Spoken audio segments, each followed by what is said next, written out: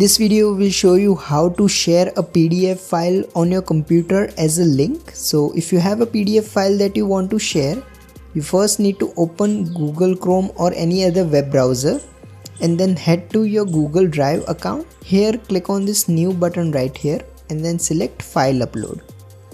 Now simply select the PDF file that you want to share as a link. So I'll just select this one and then click on open. Now simply wait for the PDF file to be uploaded. Once the file is uploaded, right click on the file, go to share and then select copy link.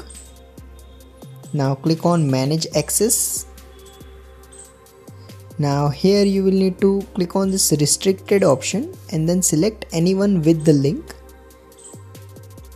Once this is changed, you can simply copy the link from here and then share it with others using your preferred messaging service or email or any other way. Once you have shared the link, the other person can simply open the browser and then open the link and it will immediately show the PDF.